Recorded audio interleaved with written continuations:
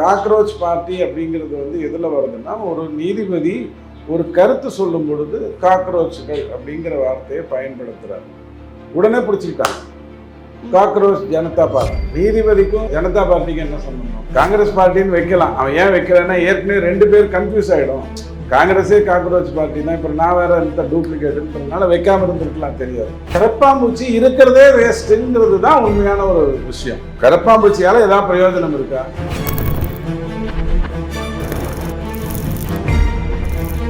இளைஞர்கிட்ட இருக்கிற ஒரு பெரிய பிரச்சனை என்னன்னா, 1.5 மில்லியன் தாண்டிடுச்சுன்னா உடனே அது என்னன்னு பார்க்கணுங்கிற ஒரு எண்ணம். 3 மில்லியன் தாண்டிடுச்சுன்னா அது பரப்பணுங்கிற ஒரு எண்ணம். 5 மில்லியன் தாண்டிடுச்சுன்னா ஐயோ நான் தான் அதில் முக்கியமானவங்கிற ஒரு எதுலைங்கிறதுல அர்த்தம் இருக்கணுங்களா? உங்களுக்கு என்னன்னா பயம், இவங்ககிட்ட இவங்க யாரை உருவாக்குவாங்கன்னே தெரியாது. திடீர்னு அவங்க தாவேக்கா மாதிரி ஒரு பார்ட்டி ஆகி திடீர்னு ஒரு விஜய்ன்ற மாதிரி ஒருத்தரை பிடிச்சி முதலமைச்சராகவே ஆக்கிடலாம்.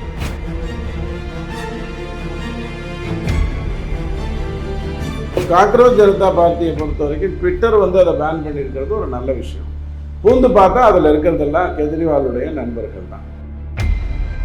உங்கள் ஆரோக்கியத்தின் ஊற்று நண்பன் ஹெல்தி ஸ்வீட் ஃப்ளோர் உடனே ஆர்டர் செய்யுங்கள்.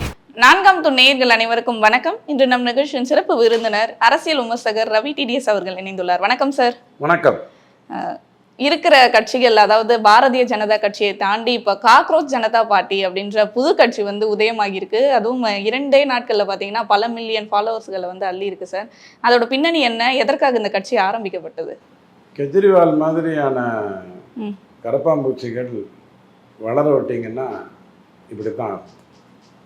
இந்த உலகத்தில் ஏதாவது ஒன்றுத்தில் எந்த பிரயோஜனமும் இல்லை அப்படின்னா கரப்பாம்பூச்சிங்கிற பிறகு உங்களுக்கு தெரியும். சாக்கடையில் தான் சுற்றும், சாக்கடை பக்கம் தான் போகும். கரப்பாம்பூச்சிக்கு பயப்படுறவங்க கிட்ட போய் பேசி பாருங்க, அவங்க உண்மையிலேயே சீரியஸாக பயப்படுவாங்க. நாம் விளையாட்டை என்னங்க கரப்பாம்பூச்சிக்கெல்லாம் போய் பயப்படுறீங்கன்னு கிண்டல் பண்ண முடியாது. அவங்க ரொம்ப சீரியஸாக தான் இருப்பாங்க. நம்மளுடைய இளைஞர்களில் இன்னைக்கு இருக்கக்கூடிய, எங்கள் அப்பா அதே தான் சொல்லியிருப்பார், இளைஞர்கள் சரியில்லைன்னு என்னைய சொல்லியிருப்பார். நான் சொல்கிறேன்னு வச்சுக்கோங்க. இளைஞர்கிட்ட இருக்கிற ஒரு பெரிய பிரச்சனை என்னென்னா, 1.5 மில்லியன் தாண்டிடுச்சுன்னா உடனே அது என்னன்னு பார்க்கணுங்கிற ஒரு எண்ணம். 3 மில்லியன் தாண்டிடுச்சுன்னா அதை பரப்பணுங்கிற ஒரு எண்ணம்.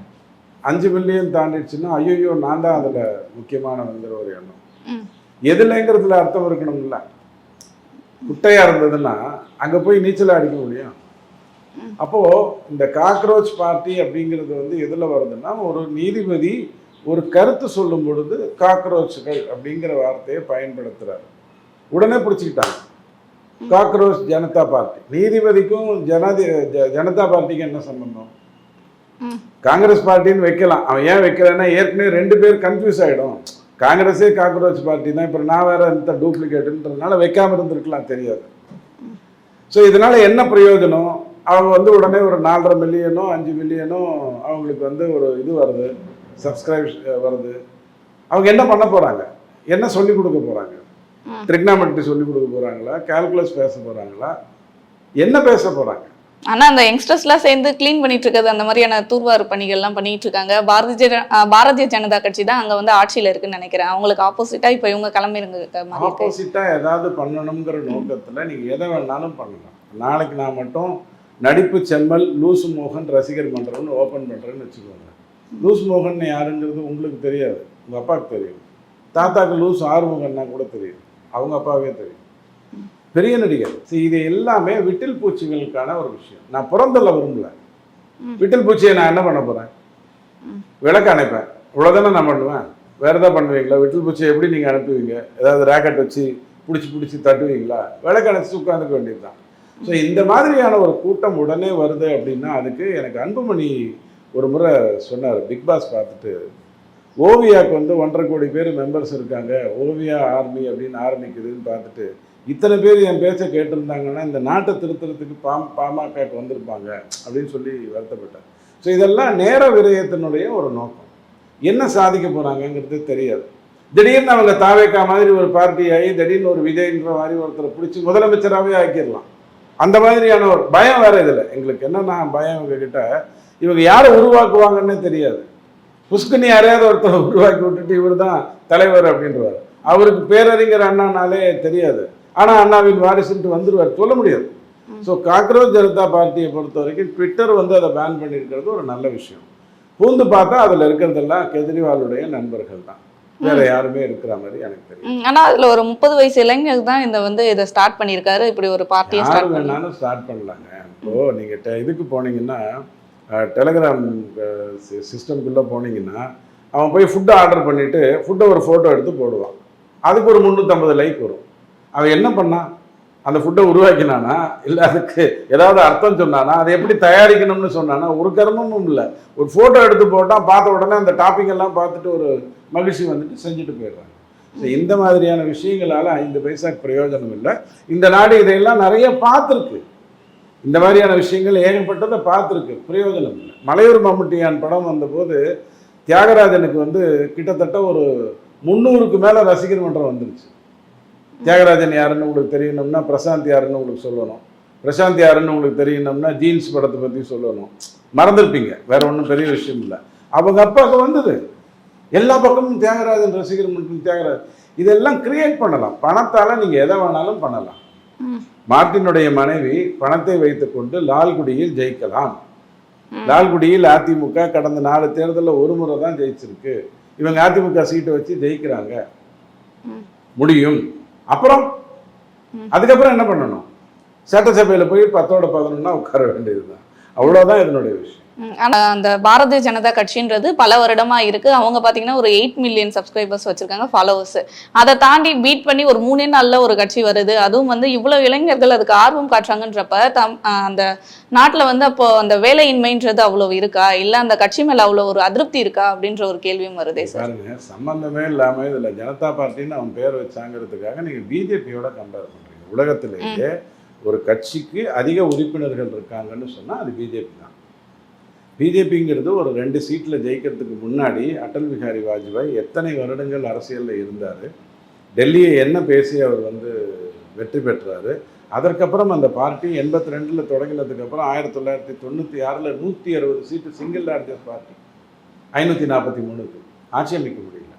ஸோ அதையெல்லாம் தாண்டி இன்னைக்கு வந்து கடந்த ஒரு 12 வருஷமாக இந்தியாவில் உங்களுக்கு வெக்கக்கேடு 70 வருஷம் கழிச்சு 65 வருஷம் கழிச்சு பிஜேபியுடைய ஆட்சி மீண்டும் வருது. வாஜ்பாய் ஐயாக்கு அப்புறம் மீண்டும் வருது.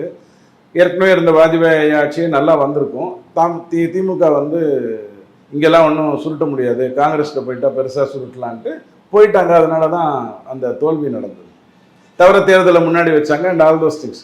இப்போது பிஜேபியை பொறுத்த வரைக்கும் அது எவ்வளோ பெரிய பார்ட்டி, எத்தனை பெரிய சாதனையை செஞ்சுருக்கு இந்தியாவில். உலகத்தில் கிட்டத்தட்ட 35 நாடுகளில் உயரிய விருதை நரேந்திர தாமோதர் தாஸ் மோடிக்கு கொடுத்துருக்காங்க.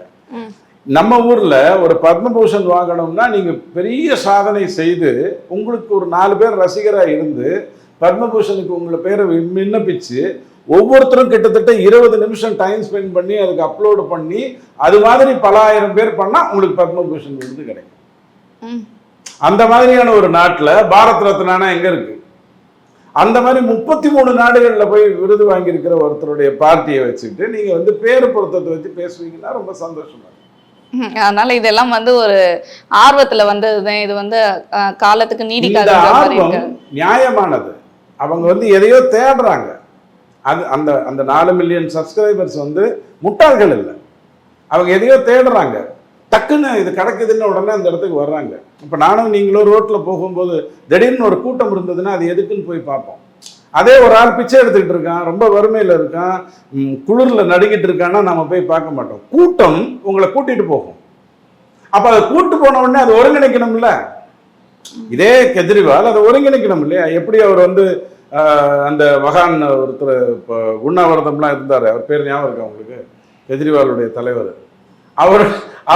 அவரோட சீடர்ன்ற மாதிரி கொண்டு வந்து அங்க இருக்கிற நல்லவங்களெல்லாம் விளக்கிட்டு ஆப்புன்னு ஒரு கட்சியை தொடங்கி அதுக்கப்புறம் எப்படி சில வேலைகளை பண்ணாரோ அந்த மாதிரி பண்ணுவாங்கன்னா அங்க கூட்டம் கூடக்கூடாது. கூட்டம்னு ஒரு இடத்துல கூடுச்சுன்னா அதுக்கு ஒரு வகைப்படுத்துதல் வேணும். அந்த வகைப்படுத்துதல் யார் பண்ண போறாங்கிறது தான் முக்கியம். அப்ப இந்த கரப்பாம்பூச்சிகள் வந்து சீக்கிரமே கலைந்து விடும் அப்படின்ற மாதிரி இருக்கு. கரப்பாம்பூச்சி இருக்கிறதே வேஸ்ட்ங்கிறது தான் உண்மையான ஒரு விஷயம். கரப்பாம்பூச்சியால ஏதாவது பிரயோஜனம் இருக்கா? அது புழுக்களை தின்று உங்களுடைய உலகத்தை உங்களுக்கு காப்பாற்ற போகுதா? ஒரு சிட்டுக்குருவிக்கும் கரப்பாம்பூச்சிக்கும் கம்பேர் பண்ணி பாருங்க. சிட்டுக்குருவி நீங்களாம் பார்த்துருக்கீங்களான்னு தெரியல, கிராமத்துக்கு போனால் நிறைய பார்ப்பீங்க, இங்கே நகரத்தில் பார்த்துருக்கிறதுக்கு வாய்ப்பு இல்லை. சிட்டுக்குருவிகளால பிரயோஜனம் இருக்கு. அது புழுக்களை தின்று உங்களுக்கு வேற ஒரு நல்ல விஷயத்த பண்ணுது. காக்ரோச்சால என்ன பண்ண முடியும்? உன் பேரே சரியில்லை, அவ்வளவுதான் சொல்ல முடியும். ரவிவரன் ஒரு படத்துல சொல்லுவாரு, சிகப்பு சட்டை மஞ்சள் பேண்ட் உன் காம்பினேஷனே சரியில்லை அப்படின்வாரு. அந்த மாதிரிதான் நான் சொல்ல வேண்டியதா இருக்கு. அப்ப காக்ரோச் வந்து சீக்கிரமே கலைந்துரும். இது ஒரு காக்ரோச் இருப்பதே அர்த்தம் இல்லாத ஒண்ணுங்கிற, அது கலைஞ்சா என்ன கலையாட்டி என்ன, அது இருப்பதே அர்த்தம் இல்லாத ஒண்ணு. உங்களுக்கு எனக்கு நீங்க காக்ரோச்சை பத்தி ரொம்ப நேரம் பேசிட்டு இருக்கும்போது ஹம்னு ஒரு படம், பாட்சாவுடைய ஒரிஜினல் படம், டைம் கிடைச்சா பாருங்க. இந்த டாபிக்கு சம்பந்தம் இல்லை நான் சொல்றது. அமிதாப் பச்சனுடைய நடிப்பு திறமை உங்களுக்கு தெரியணும்னு சொன்னா, ஒரு சீன்ல இந்த குடிச்சிட்டு பேசுவார், பேசும்போது 4-5 மாடுலேஷன்ல பேசுவார், இந்த காக்ரோச்சை பத்தி பேசுவார். இந்த காக்ரோச்சுங்கிறது சாக்கடையில் வரும். 2 விதமான காக்ரோச் இருக்கு. ஒன்று சமுதாயத்தில் இருக்கக்கூடிய கரப்பாம்பூச்சிகள், ஒன்று சாக்கடையில் இருக்கக்கூடிய கரப்பாம்பூச்சிகள். சாக்கடையில் இருக்கக்கூடிய கரப்பாம்பூச்சிகளை ஃபினிட் வச்சு நீங்கள் அடிச்சிடலாம், ஒழிச்சிடலாம். ஆனால் சமுதாயத்தில் இருக்கிற கரப்பாம்பூச்சிகளை உங்களால் ஒழிக்க முடியாதுன்னு அவருடைய நடிப்பு திறமையினுடைய உச்சபட்சம் அந்த சீன். டைம் கிடைச்சா பாருங்க. இவ்வளவுதான் என்னால் இந்த உங்களுடைய கேள்விக்கு பதில் சொல்ல முடியும். கண்டிப்பா சார், தொடர்ந்து பேசுவோம் சார் பல நிகழ்வுகளை பற்றி. நன்றி சார்.